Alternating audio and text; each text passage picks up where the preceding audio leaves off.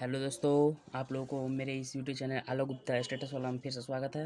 आप लोगों को मैं आज बताऊंगा कि रूट दो एक अपरिमेय संख्या है, इसको कैसे प्रूव करें।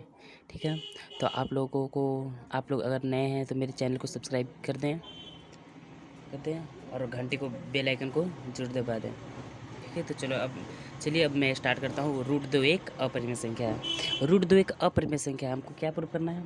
रूट दो एक अपरिमेय संख्या है। हमको रूट दो एक अपरिमेय संख्या है, तो हम इसको पहले मान लेते हैं। माना कि रूट दो एक परिमेय संख्या है।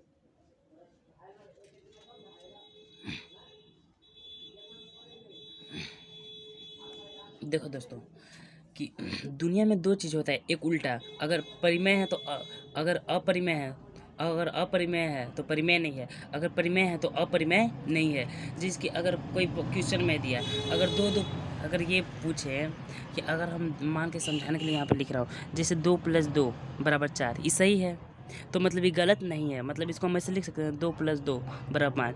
मतलब ये इसको क्या कहेगा, ये सही नहीं है, मतलब क्या है, गलत है। तो इसी प्रकार से यहीं पर भी हम मान लेते हैं कि रूट दो एक परिमेय संख्या है। इसको मान कर फिर इसको गलत करेंगे, विरोधाभास से प्रूव करेंगे। तो यहाँ पर देखो क्या बोले हैं, माना कि रूट दो एक परिमेय संख्या है, मान लिया मैंने।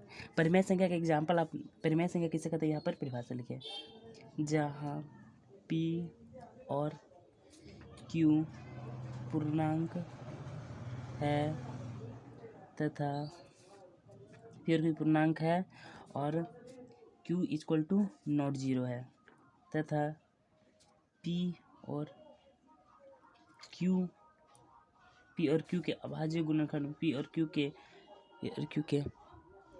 अभाज्य गुणनखंड में एक को छोड़कर कोई दूसरा कोई दूसरा उभयनिष्ठ गुणनखंड नहीं है। उभयनिष्ठ गुणनखंड नहीं है। आप लोगों ने परिमेय संख्या की परिभाषा पढ़ा हो। परिमेय संख्या किससे कहते हैं आप लोग जानते हैं, बचपन से ही आप लोगों ने पढ़ा होगा। पी किसे कहते हैं, जिसे हम P/Q के रूप में लिख सकते हैं और Q = नॉट जीरो होता ना है।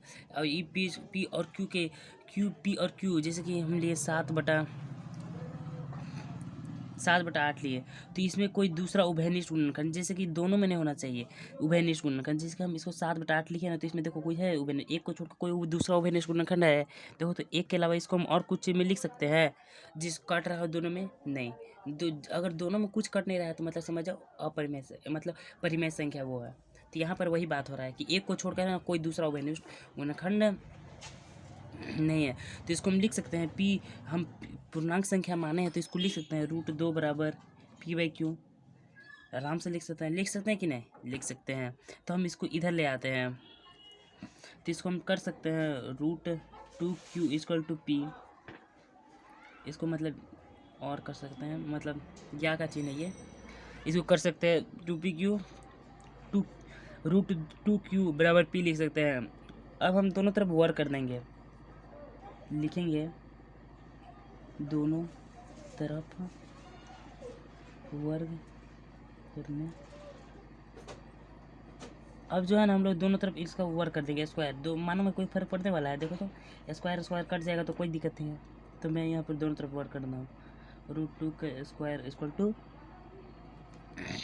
P²। तो यहाँ पर से क्या आ जाएगा बताओ, 2Q² = P² आ जाएगा। आएगा कि नहीं आएगा, आएगा। तो हम इसको ऐसे लिख सकते हैं, इसको ऐसे लिख सकते हैं Q² = P² 2 लिख सकते हैं कि नहीं, लिख सकते हैं। हम इसको या इसको कोई के मान लेते हैं, इसको मानते हैं इक्वेशन फर्स्ट मान लेते हैं। ठीक है, अगर हाँ आप लोगों ने एक थ्योरम पढ़ा होगा 9। हाँ आप लोगों ने एक थ्योरम पढ़ा होगा कि अगर एक प्रमेय है, इसमें आप लोगों ने पढ़ा होगा तो मैं आज बता दे रहा हूँ। एक प्रमेय से यहाँ लिख देना प्रमेय से। अगर दो पी स्क्वायर को विभाजित करेगा, इसका मतलब है कि दो पी को भी विभाजित करेगा। अगर मान लो कि अगर दो पी स्क्वायर को विभाजित करेगा तो दो पी को नहीं विभाजित करेगा। एग्जाम्पल इसको समझ जाओ। ठीक, देखो मैं एक एग्जाम्पल देता हूँ। जैसे कि 3 है, जैसे कि हम बता दिए, हाँ 6 ले लिया मैंने। क्या ले लिया? जिसकी मैंने लिया 6। जिसकी यहाँ पर मैं समझाने के लिए आप लोग को एक एग्जाम्पल बताता हूँ। जैसे कि मैं ले लेता हूँ 6 का स्क्वायर है, बता यहाँ पर है 3 लिखा हूँ। ठीक, अगर देखो 3 मतलब यहाँ पर कोई दूसरा उभयनिष्ठ होना, मान लो ले लिया। ठीक, अगर 6 36 अगर 3 36 को विभाजित करेगा, 36 को विभाजित करेगा तो 3 6 को विभाजित नहीं करेगा। 6 के स्क्वायर को भल विभाजित करेगा तो 3 6 को विभाजित नहीं करेगा कि नहीं? अगर स्क्वायर को विभाजित करेगा इसका मतलब है कि 3 इसको विभाजित करेगा। ये एक थ्योरम है जो इसी चैप्टर में पढ़ना है। 1.2 शायद थ्योरम का नाम है। इसको मत उतारेगा, ये सब मत उतारेगा। ये सब समझाने के लिए आप लोग को बताया हूँ मैंने। इस सबको मत उतारेगा। अगर दो यहाँ पर लिखा, अगर दो पी स्क्वायर को विभाजित करेगा, इसका मतलब है कि दो पी को भी विभाजित करेगा। मतलब अगर दो पी स्क्वायर को विभाजित करेगा मतलब पी को विभाजित करेगा। मतलब इसका मतलब क्या हो गया कि पी में एक और कौन गुणनखंड है? 2 है। अभी यहाँ पर ये बता रहा है, समझाने के लिए बता रहा हूँ, लिखिएगा नहीं। फिर आगे हम आ जाते हैं कि एक मान लेते हैं। ठीक है, माना कि पी बराबर ले लेता हूँ मैं। ठीक, माना कि पी बराबर ले लेता हूँ मैं 2a। मतलब जो है ना यही लेना है। यहाँ पर जो आएगा ना, जिसके रूट 3 अगर यहाँ पर करना तो यहाँ पर 3 आता तो यही ले लेना है हमको। 3 मानेंगे, 4 मानेंगे, 5 जे रहेगा हमको ऊ ले लेना है। ठीक, 3 नहीं रहेगा, 3 रहेगा, 5 रहेगा, 7 रहेगा, यही हमको ले लेना है। ठीक है, माना कि पी बराबर, इसको मानते हैं, इसको छोड़ देते हैं। अब ये जो पी का मान है ना समीकरण फर्स्ट में रख देंगे। तो लिखेंगे अब पी का मान समीकरण फर्स्ट में रखने पर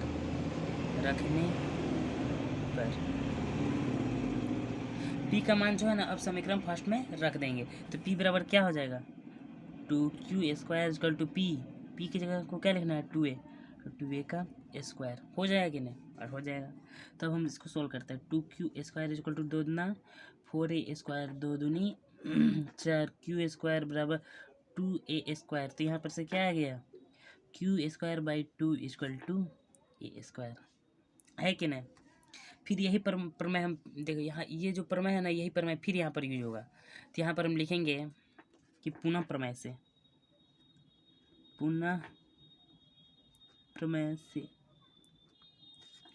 अगर दो क्यू स्क्वायर को विभाजित करेगा, इसका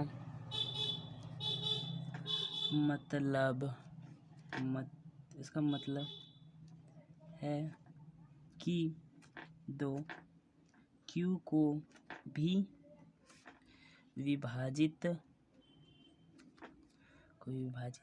करेगा। अभी मैंने आपको यहाँ पर जैसे बताया था वही यहाँ पर भी रूल रहेगा। देखो यहाँ पर P2 जो है पी स्क्वायर को विभाजित करेगा तो 2 भी विभाजित करेगा। यहाँ पर भी देखो 2 क्यू स्क्वायर को विभाजित करेगा, इसका मतलब 2 क्यू को भी विभाजित करेगा। इसका मतलब क्या आ गया बताओ? इसका मतलब ये आ गया कि देखो इसमें भी 2 शामिल है, इसमें भी 2 शामिल है कि नहीं?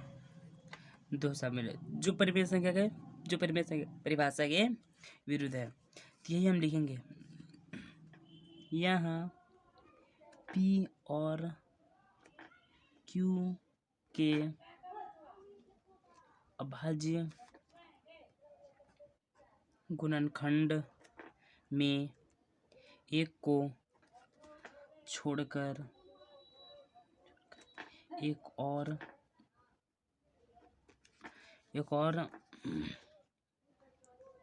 उभयनिष्ठ गुणनखंड 3 है जो परिमेय संख्या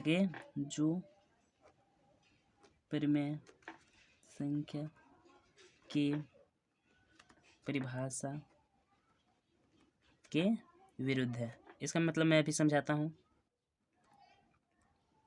इसका देखो यहाँ पर क्या हुआ कि यहाँ पर मैंने क्या लिखा था कि जहाँ p और q पूर्णांक है और q इक्वल टू क्या दिया, यहाँ कॉमा होगा, q equal to not zero, तथा p और q के अभाज्य गुणनखंड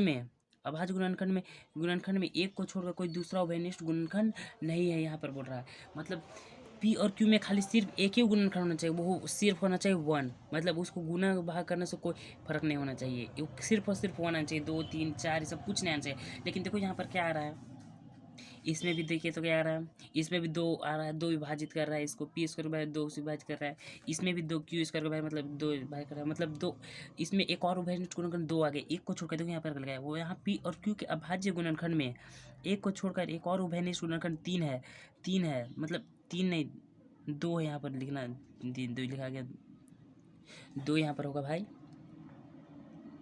2 है जो परिमेय संख्या की परिभाषा के विरुद्ध है। देखो यहाँ पर 2 नहीं है, इसमें भी आ जा रहा है, इसमें भी आ जा रहा है, तो क्या ये इस परिभाषा के अनुसार सही लग रहा है, इस परिभाषा के अनुसार सही है नहीं ना, गलत हो जाएगा, इस परिभाषा के अनुसार गलत है। तो यहीं पर हम लिखेंगे अतः, इधर लिख रहा हूँ,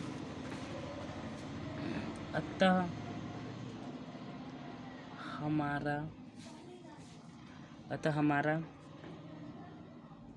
हमारा मानना गलत था कि √2 एक परिमेय संख्या है, अतः √2 एक अपरिमेय संख्या है, अपरिमेय संख्या है। प्रूव हो गया। इसी तरह चलता हूँ। शुक्रिया आपको, आई होप आप लोग को अच्छी तरह समझ में आया होगा।